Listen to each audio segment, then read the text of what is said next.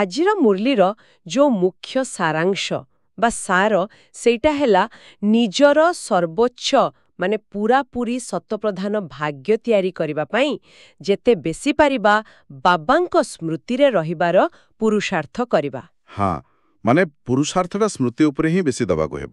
ଆଉ ସବୁବେଳେ ମନେ ରଖିବାକୁ ହେବ ଯେ ମୁଁ ଗୋଟେ ଆତ୍ମା, ଏ ଶରୀର ନୁହେଁ। ଆଉ ମୋତେ ମୋର ଅସୀମିତ ବା ବାବା ଶିବ ବାବାଙ୍କ ପାଖରୁ ମୋର ପୁରା ବର୍ଷା ମାନେ ଉତ୍ତରାଧିକାର ନେବାର ଅଛି। ଆଉ ଦେଖନ୍ତୁ, ଏହା ସହିତ ମୁରଳୀ ଆଜି ଗୋଟେ ବହୁତ କଣ କହନ୍ତି ବାସ୍ତବ ପ୍ରଶ୍ନ ବି ଉଠିଛି। ହଁ, କଣ ସେ ପ୍ରଶ୍ନ?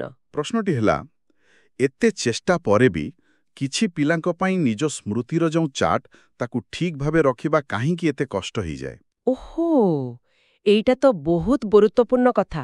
ଏହାର କାରଣ କଣ ଆଉ ସମାଧାନ କଣ ସେ ବିଷୟରେ ବି ଆମେ କଥା ହବା। ନିଶ୍ଚୟ ନିଶ୍ଚୟ। ଆଉ ମୁରଲୀ ଆରମ୍ଭରେ ଯୋଉ ଗୀତର କଥା କୁହାଯାଇଛି, ଭାଗ୍ୟ ଜଗାଇ ମୁଁ ଆସିଛି, ବାଃ କେତେ ସୁନ୍ଦର ଭାବନା। ସତେ, ଯେମିତି ଆମେ ସମସ୍ତେ ନିଜର ଶୋଇପଡ଼ିଥିବା ଭାଗ୍ୟକୁ ଜଗେଇବା ପାଇଁ ହିଁ ଏଠିକୁ ଆସିଛେ। ହଁ, ଏଇ ଭାବନାକୁ ହିଁ ଆଜି ଆମେ ପୁରା ଆଲୋଚନାରେ ଧରି ରଖିବା। ଚାଲନ୍ତୁ ପ୍ରଥମେ ଏଇ ମୂଳ କଥା ଆତ୍ମଚେତନା ଆଉ ସ୍ମୃତିର ମହତ୍ୱକୁ ବୁଝିବା।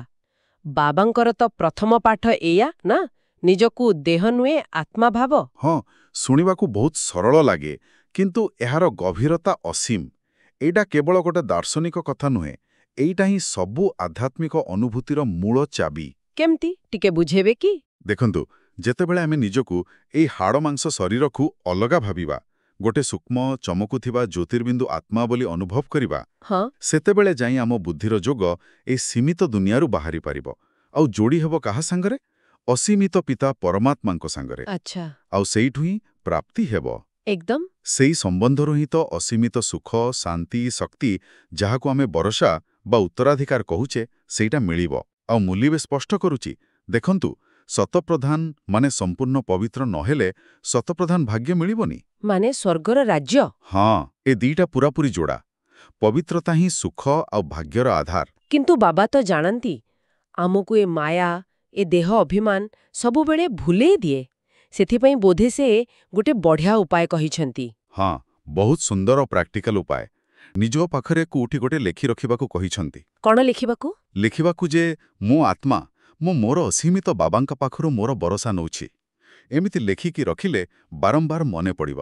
ଆଚ୍ଛା, ମୁରଲୀରେ ଏହାକୁ ତୁଳନା ବି କରାଯାଇଛି ନା? ଆପଣ ଶୁଣୁଛନ୍ତି ରେଡିଓ ତୋଷାଳୀ, ଆମ ମାଟିର ସ୍ୱର।